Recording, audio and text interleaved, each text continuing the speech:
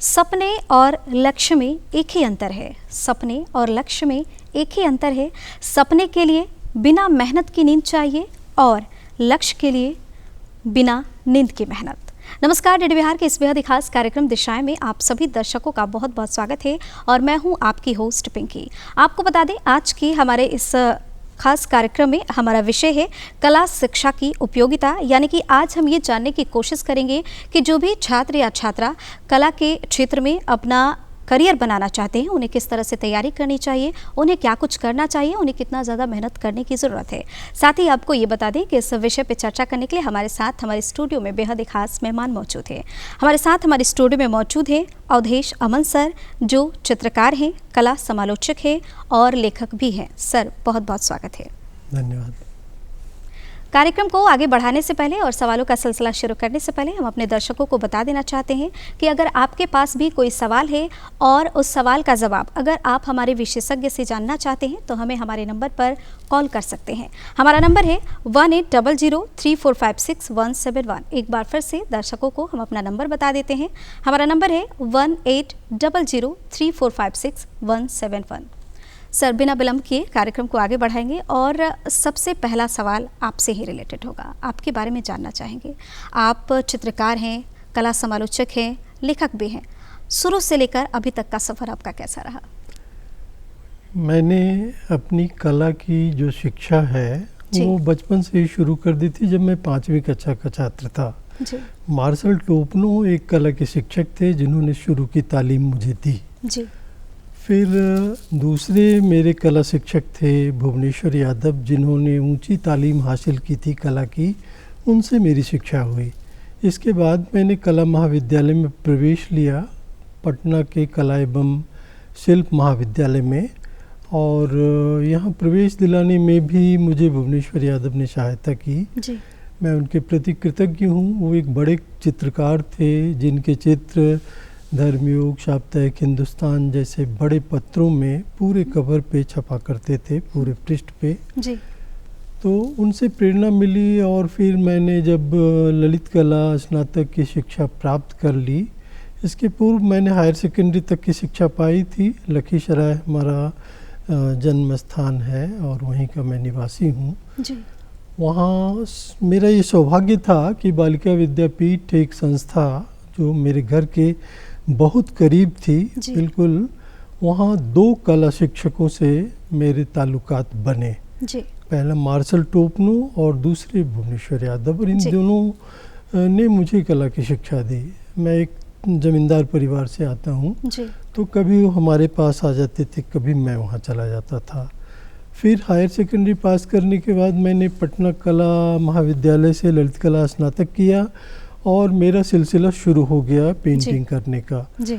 चित्रकार के रूप में मैं लगातार क्रियाशील रहा और 5 वर्षों का स्नातक पाठ्यक्रम जो था उस बीच भी मेरी क्रियाशीलता बनी हुई रही। जी। इसके बाद तो मैं कभी रुका नहीं, मेरा सिलसिला आगे बढ़ता गया। जब स्नातक की शिक्षा पूरी हुई तो मैं फिर कला इतिहास के अध्ययन के लिए शांति निकेतन गया। जी। तो कतिपय कारणों से वहाँ मैं पूरा नहीं कर पाया। फिर मैंने टेक्सटाइल टेक्नोलॉजी का एक कोर्स किया वाराणसी से। इसके बाद मैं नौकरियों में आया, 2-3 नौकरियों में, लेकिन मैं चित्रांकन करता रहा। एक चित्रकार के रूप में मैं देश भर की जो कला गतिविधियाँ थीं, चाहे वो केंद्रीय ललित कला अकादमी की चित्रकला प्रदर्शनी हो या फिर अन्य जो संस्थाएं हैं देश की, आईफैक्स जैसी संस्था या टकमन जैसी संस्था, जो देश की बड़ी कला संस्थाएं थीं और जो कला का आयोजन करती थी, वहाँ मेरे चित्रों की उपस्थिति दर्ज होती रही लगातार। लेकिन मुझे ऐसा महसूस हुआ कि कला समालोचना का क्षेत्र एक ऐसा क्षेत्र है जहाँ मेरे जैसे व्यक्ति की ज़रूरत है। जी। और इस दिशा में प्रयाग शुक्ल एक कला विषयक बहुत अच्छे विज्ञ लेखक मेरे मित्र हैं, आज भी अच्छे मित्र हैं। वो दिनमान जैसी पत्रिका में थे। उन्होंने मुझे प्रेरित किया और मैंने कला पर लिखना शुरू किया। हालांकि उसके पहले मैं साहित्य भी लिखता रहा हूँ। मेरा ये सौभाग्य है कि राष्ट्रकवि दिनकर के साथ मेरा सानिध्य रहा। बालिका विद्यापीठ संस्था में सुमित्रा नंदन पंत, महादेवी वर्मा सरीखे अनेक साहित्य की विभूतियाँ आती रही। जी। कला के क्षेत्र के लोग भी वहाँ आते रहे। विद्यापीठ संस्था में नंदलाल बोस जैसी शख्सियत भी आई थी। तो इस तरह से लगातार मैं कला के क्षेत्र में आगे आता गया। सर, आप पे चर्चा शुरू रखेंगे, लेकिन कोई कॉलर हमारे साथ जुड़ गए हैं, उनसे उनका सवाल भी जानने की कोशिश कर लेते हैं। Hello hello. हेलो, हाँ जी, सबसे पहले आप अपना नाम बताएं। जी, मेरा नाम अजय कुमार होगा। जी, आप अपना सवाल पूछिए। सवाल ये है कि जो फाइन आर्ट्स का जो कोर्स होता है 5 ईयर के बाद, मतलब वो फाइन आर्ट्स अगर मैं किया है ग्रेजुएट, तो इसका स्कोप क्या, आगे क्या नौकरियां वगैरह मिलेगी क्या? हाँ, आपका उत्तर ये हो सकता है कि जैसे जो कला पटना आर्ट कॉलेज से ग्रेजुएट हूँ। अच्छा, ठीक है। नौकरी नहीं मिली है। तो देखिए, स्नातक की शिक्षा के बाद भी कई लोग स्नातकोत्तर स्तर तक की शिक्षा इसलिए हासिल करते हैं कि फिर जो नौकरी की संभावना है वो थोड़ी बढ़ जाती है। वैसे स्नातक स्तर की शिक्षा भी पर्याप्त होती है केंद्रीय विद्यालय की सेवाओं में, नवोदय विद्यालय की सेवाओं में, या राज्य सरकार के स्कूलों में जो कला शिक्षक का पद होता है उसमें जाने के लिए, या देश भर में जो सरकार के संस्थान हैं वहाँ भी कलाकार के पद होते हैं। वहाँ आप जो भी विज्ञप्तियाँ आती हैं उसे ठीक से देखें और उसके लिए तैयारी करें। जी सर, आप पे चर्चा कंटिन्यू रखेंगे। हाँ, बिल्कुल। आप क्या बता रहे थे सर कि किस तरीके से आपने चित्रकार से समालोचक बनने तक की? चित्रकार से समालोचक बनने की जो मेरी यात्रा है जी, उसमें भी कई उतार चढ़ाव आए। मैंने लिखना शुरू किया तो पहले छोटे पत्रों में लिखना शुरू किया, पटना का जो अखबार था आर्यावर्त, प्रदीप, इन सब में। इसके बाद धर्मयोग, साप्ताहिक हिंदुस्तान, दिनमान, इन सब पत्रों में लिखता गया। मैं कला के लिए जो भी जहाँ कुछ भी अवसर मुझे मिला मैंने कला के विविध विषयों पे लिखना शुरू किया।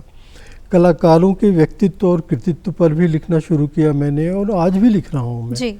आज भी एक पत्रिका है तापमान, उसमें हर महीने एक लेख मेरा होता है। आजकल पत्रिका जो प्रकाशन विभाग भारत सरकार की है उसमें भी मेरे लेख छपते रहते हैं।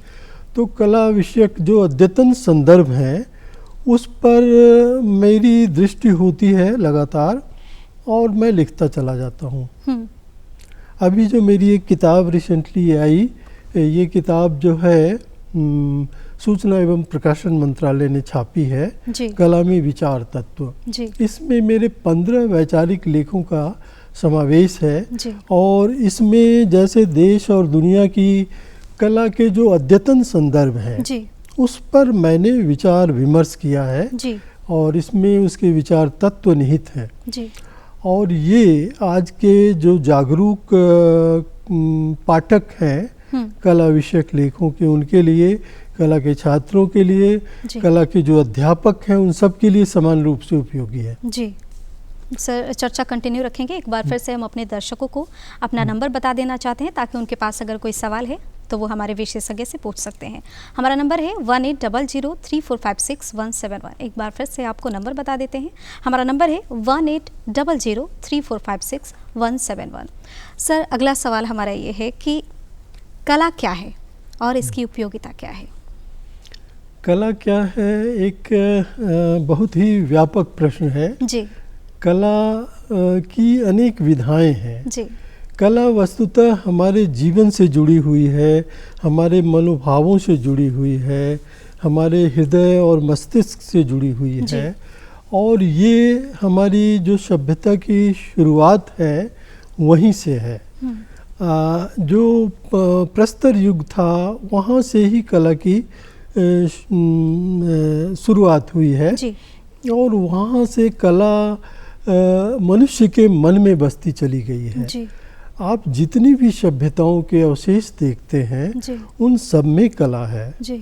यानी पहले कला शुरू हुई, उसके बाद विज्ञान की ओर उन्मुख हुआ मनुष्य, और धीरे धीरे कला का विकास होता चला गया, कला के संदर्भ विस्तृत होते गए, कला की विधाएं अलग अलग होती गई। जी। जैसे ललित कला विधा सर, कला का इतिहास हम जानेंगे अगले सवाल में, लेकिन अभी उसके प्रकार जान लेते हैं। उसके प्रकार क्या है, कला के प्रकार की अगर बात करें तो? कला के प्रकार की जहाँ तक बात है, मैं मुख्य रूप से चाक्षुष कला का समालोचक हूँ। जी। चाक्षुष कला के अंतर्गत चित्रकला, मूर्ति कला और व्यावसायिक कला और प्रिंट मेकिंग और लेखन कला जिसे हिंदी में कहते हैं, ये कला आती है। और फोटोग्राफी विषय को भी एक संवर्ग मान लिया गया। कहीं कहीं किसी किसी महाविद्यालय में फोटोग्राफी की अलग से पढ़ाई होती है, जिसमें स्टिल फोटोग्राफी से लेके मूवी फोटोग्राफी और सैटेलाइट फोटोग्राफी तक की शिक्षा दी जाती है। क्योंकि आज इसकी उपयोगिता है, आज देश और दुनिया में इसकी बहुत ज़्यादा उपयोगिता बढ़ गई है। तो कला की मुख्य विधा जो है चित्रकला, जिसे ललित कला कहते हैं, इसको सबसे ऊपर माना गया है। जितने भी कला अध्ययन करने वाले जो छात्र होते हैं, जाते हैं पहले महाविद्यालयों में, तो उनकी प्राथमिकता होती है ललित कला। जिनके पास ललित कला के स्नातक की डिग्री होती है, उन्हें हर जगह नौकरी में या विविध कार्यों में प्राथमिकता मिल जाती है। इसके बाद मूर्ति कला है और व्यावसायिक कला का भी पक्ष है कि उन्हें, जैसे उसके कई तकनीकी विषय हैं, उसमें ग्राफिक है, प्रिंटिंग टेक्नोलॉजी के अंतर्गत जो विषय आने वाले हैं वो है, फिर इलस्ट्रेशंस हैं, कवर डिजाइन है, होर्डिंग डिजाइंस हैं, जो आज विज्ञापन की दुनिया है उससे जुड़ी वो कला है। तो ये विधा, अब जैसे मूर्ति कला एक बहुत महत्वपूर्ण विधा के रूप में सामने आती है। और मूर्ति कला तो अपने देश में मध्य युग में बहुत ज़्यादा मूर्ति शिल्पों का निर्माण हुआ है।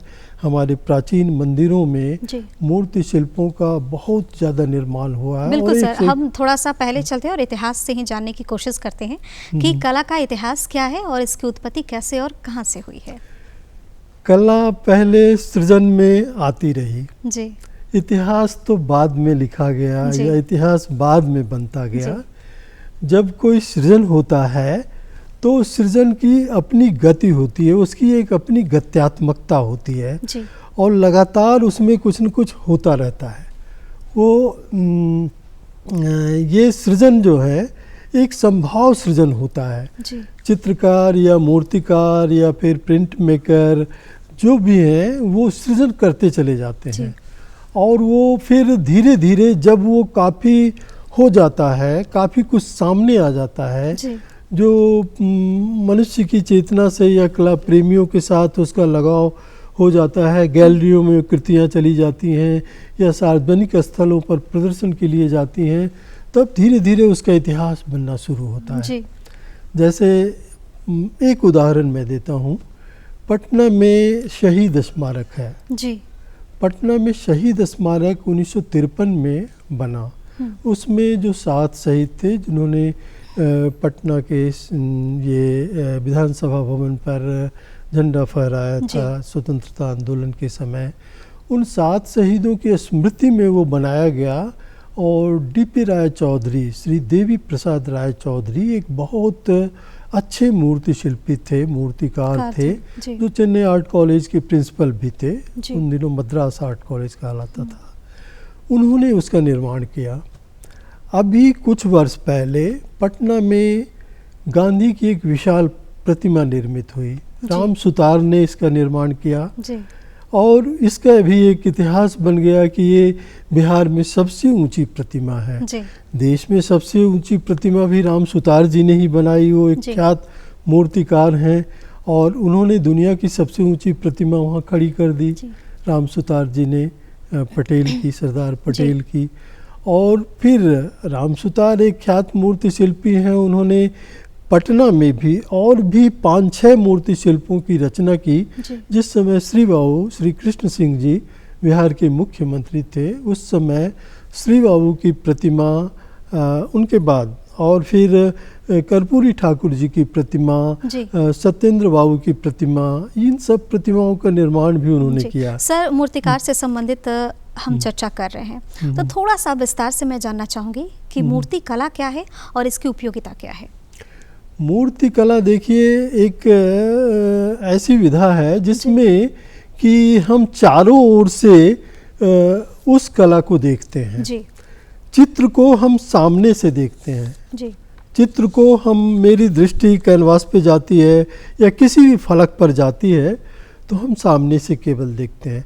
मूर्ति शिल्प में ये होता है कि उसमें एक तो रिलीफ वर्क होता है जिसमें उत्कीर्णित कार्य होता है, एक प्लेट पे या एक फलक पे उभरा हुआ चित्र बनता है। जैसे आप यदि पटना के गांधी संग्रहालय में कभी गई होंगी जी जी तो वहाँ देखा होगा आपने गांधी के नमक सत्याग्रह का, दांडी यात्रा का वो उत्कीर्णित कार्य है, जी। वो मूर्तिकार रामू कुमार ने बनाया हुआ है। जी रामू कुमार भी एक ख्यात मूर्ति शिल्पी हैं जी और वो पटना के ही हैं। जी गांधी संग्रहालय में उनकी अनेक प्रतिमाएं बनी हुई हैं। वो एक महात्मा गांधी की प्रतिमा उन्होंने बनाई है गांधी संग्रहालय में, जो बहुत अद्भुत है और वो दिव्य प्रतिमा है। जी महात्मा गांधी काठियावाड़ी लिबास में खड़े हैं, जी। आदमकद प्रतिमा है। तो इसी तरह से उन्होंने चंपारण तक अनेक मूर्ति शिल्पों की रचना की। ऐसे देश के अनेक ख्यात मूर्ति शिल्पी हैं। एक मूर्ति शिल्पी हैं पंडित जो दिल्ली में रहते हैं और अरुण पंडित। जी सर, उन्होंने चर्चा कंटिन्यू रखेंगे। कोई कॉलर हमारे साथ जुड़ गए हैं, बिल्कुल। उनसे उनका सवाल जानने की कोशिश कर लेते हैं। बिल्कुल। हेलो हेलो, हाँ हेलो, हाँ जी, सबसे पहले आप अपना नाम बताइए। मेरा नाम सुजीत कुमार हुआ। जी सुजीत जी, आप अपना सवाल पूछिए। मेरा सवाल है कि क्या कला पे, मेरा नाम सुजीत कुमार है जी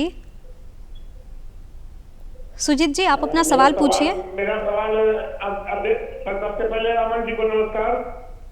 नमस्कार। मेरा सवाल है सर, क्या कला पे कंसंट्रेशन आता है मैडम? क्या बताया? कॉन्सेंट्रेशन आता है? क्या एक बार फिर से आप अपना प्रश्न सवाल आप दोहराएं। एक बार फिर से दोहराएं। क्या कला से कंसंट्रेशन में वृद्धि होती है? कला अपनाने से कंसंट्रेशन में वृद्धि होती है?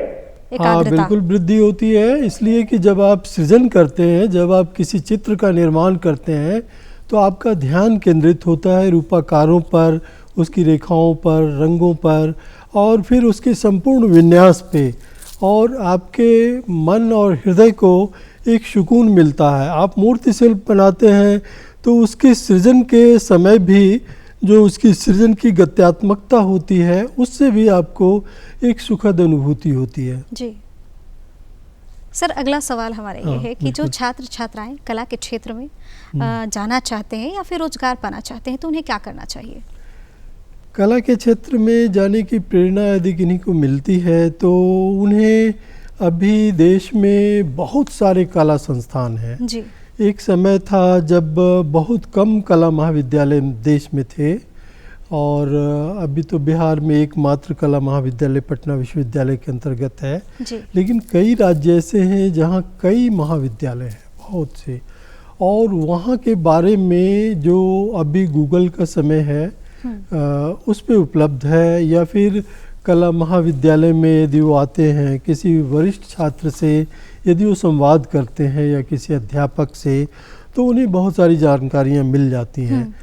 तो इसलिए मैं ये कह रहा हूँ संपर्क करने के लिए, इसलिए कि हर किसी की अपनी खर्च करने की क्षमता होती है। जी कहीं कहीं फ़ी स्ट्रक्चर काफ़ी ज़्यादा है, ज़्यादा महंगा है पाठ्यक्रम। और जैसे पटना विश्वविद्यालय में जो कला महाविद्यालय है, इसमें बहुत कम शुल्क रखा गया है जी जिससे कि आसानी से वो शिक्षा प्राप्त कर सकें जी। स्नातक स्तर की। जी। यहाँ स्नातकोत्तर की पढ़ाई अभी नहीं होती है। एक सवाल सर मेरे दिमाग में आ रहा है, वो मैं पूछना चाहती हूँ। बिल्कुल। जैसे कि आपने कहा कहीं कहीं फी इतनी होती है कि बच्चे पे नहीं कर पाते, तो कोई एक ऐसा छात्र जो कला में बहुत ज़्यादा रुचि रखता है लेकिन उसके पास इतने पैसे नहीं है कि वो कहीं पे जाके एडमिशन ले, किसी संस्थान से वो जुड़े या फिर उसका कोर्स कर सके, तो उसके लिए क्या विकल्प है? नहीं, देखिए विकल्प तो अभी जो सरकार है, चाहे केंद्र की सरकार हो या राज्यों की सरकार जी। हो, छात्रवृत्ति उन्हें भी मिलती है। जी। जैसे कई ऐसे संवर्ग हैं जिन्हें छात्रवृत्ति मिलती है, चाहे वो तकनीकी शिक्षा जो भी हो, इंजीनियरिंग की पढ़ाई हो, चाहे मेडिकल कला की के क्षेत्र पढ़ाई हो या फाइन आर्ट्स की पढ़ाई हो, स्कॉलरशिप के प्रावधान हैं, या फिर बैंक भी उन्हें अर्थ उपलब्ध कराती है कुछ शर्तों पे।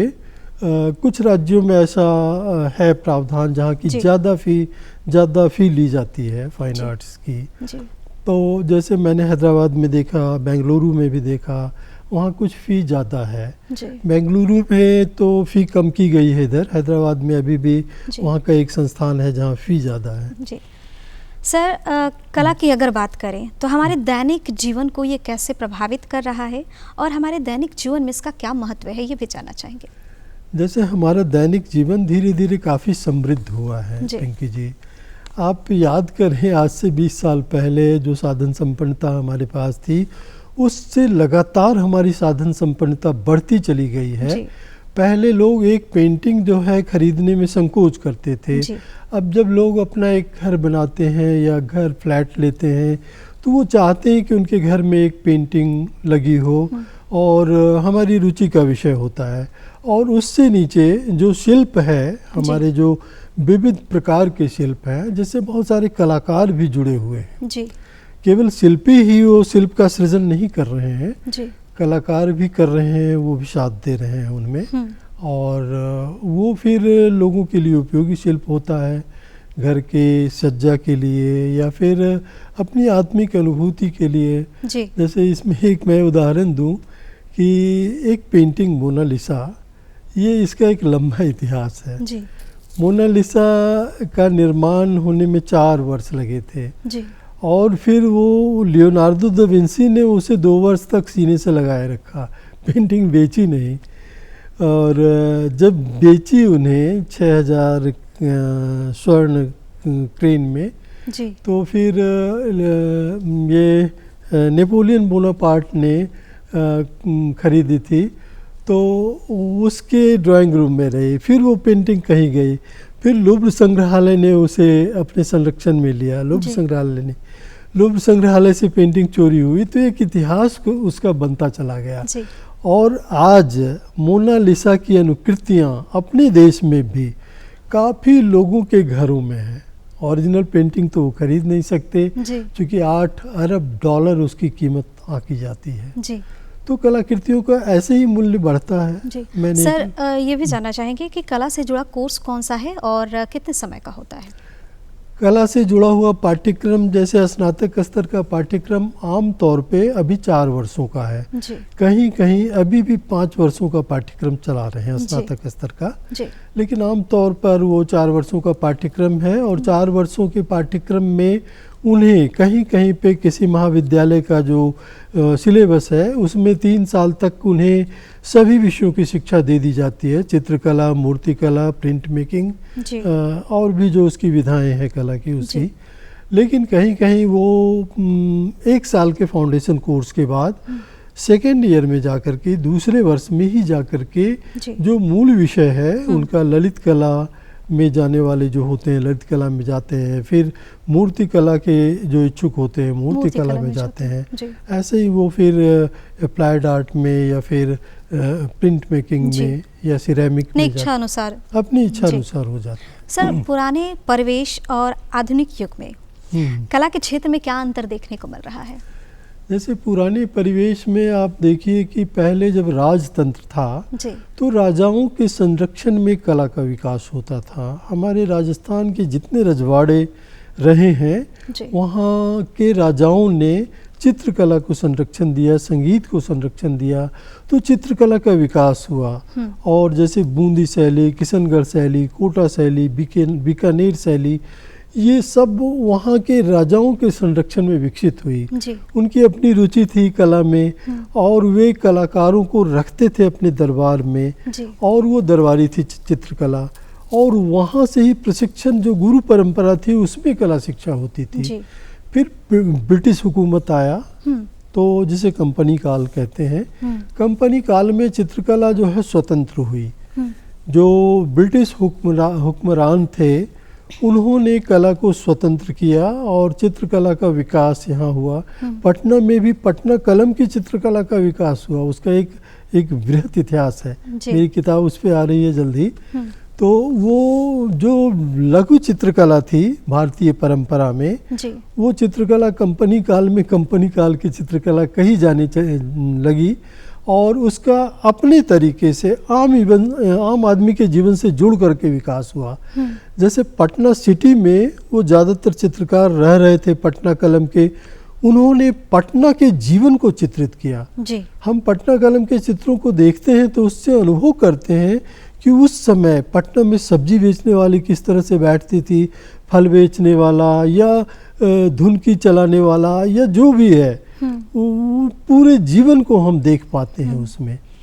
इसके बाद जो आधुनिक काल आया, देश जब आज़ाद हुआ तो चित्रकला संस्थानों में जाकर केंद्रित हो गई। वैसे तो ब्रिटिश पीरियड में भी कला स्कूल खुले। सबसे पहले 1850 में चेन्नई में खुला, फिर 1854 में जो है फिर कलकत्ता में खुला, 1857 में जे स्कूल ऑफ आर्ट खुला। इसी तरह से पटना में तो बहुत बाद में 1929 में आके खुला। उसके पहले लखनऊ में, वाराणसी में, इन सब में कला महाविद्यालय की स्थापना हुई। इस तरह से कला शिक्षा की शुरुआत देश में हुई और वो एक अच्छी शुरुआत थी। और आज हमारी कला, हमारे देश की कला दुनिया की कलाओं में सबसे, मतलब आगे तो नहीं कह सकता, लेकिन 2-3 देशों के समानांतर मैं कह सकता हूँ, इतनी आगे आ चुकी है। हमारे देश के कलाकारों का जो मान मूल्य है पूरी दुनिया में स्थापित हो चुका है। जी सर, ये भी जानने की कोशिश करेंगे कि मीडिया कला क्या है और छात्रों को मीडिया कला में अपना करियर बनाने के लिए क्या करना चाहिए? मीडिया कला दरअसल जैसे मैंने बताया ना कि फोटोग्राफी भी एक विषय है चित्रकला में, और एक ऐच्छिक विषय के रूप में स्नातक स्तर में होता है। कहीं कहीं किसी महाविद्यालय में एक स्वतंत्र पाठ्यक्रम चलाने की कोशिश की गई है कला महाविद्यालय में फोटोग्राफी की, जिसमें फोटोग्राफी आज जहाँ तक पहुँच चुकी है उन सब का अध्ययन निहित है। तो मीडिया फोटोग्राफी कह सकते हैं वो, और या मीडिया कला की के जो विविधताएं हैं, लोग कई तरह से उसको चिन्हित कर रहे हैं। उसे जैसे लाइट एंड साउंड के साथ जोड़ रहे हैं, उसको शेड इफेक्ट से जोड़ रहे हैं, या फिर पहले जब कंप्यूटर देश में नया शुरू हुआ था तो कंप्यूटर से लोग चित्रांकन कर रहे थे, वो शुरुआत की मीडिया कला थी। सर, समय कम बचा है और जाते जाते हम चाहेंगे कि आप छात्र छात्राओं को क्या संदेश देना चाहिएगा जो कला के क्षेत्र में अपना करियर बनाना चाहते हैं? छात्र छात्राओं से मेरा यही परामर्श है, मैं उन्हें उनके आत्मबल को बढ़ाना चाहूँगा, और मैं ये जानता हूँ कि उनका आत्मविश्वास जहाँ कमज़ोर हो जाता है वहीं पे वो चूकते हैं। उन्हें अपना आत्मविश्वास दृढ़ रखना चाहिए, और संभावनाएं बहुत हैं कला की, उन्हें अपनी समग्र दृष्टि उस पर डालनी चाहिए और देखना चाहिए कि उनके लिए कहाँ पे बेहतर हो सकता है। वो यदि सरकारी सेवा में जाना चाहते हैं तो उसके लिए वो तैयारी करें, क्योंकि प्रतियोगिता परीक्षाएं उनके लिए हैं, या फिर कहीं गैर सरकारी संस्थानों में जाना चाहते हैं तो वहाँ जाएं। सर, संभावनाएं बहुत हैं। सर, समय इशारा कर रहा है, तो आपका बहुत बहुत शुक्रिया, आप आए और छात्र छात्राओं को ये तमाम जानकारी दी। ठीक है, धन्यवाद, नमस्कार। तो हमारे इस बेहद ही खास कार्यक्रम दिशाएं में आज के लिए इतना ही। हमारी अगली प्रस्तुति में हम फिर मिलेंगे किसी अन्य विषय को लेकर और किसी अन्य विशेषज्ञ के साथ। तब तक के लिए आप देखते रहिए DD बिहार और हमें दीजिए इजाजत। नमस्कार।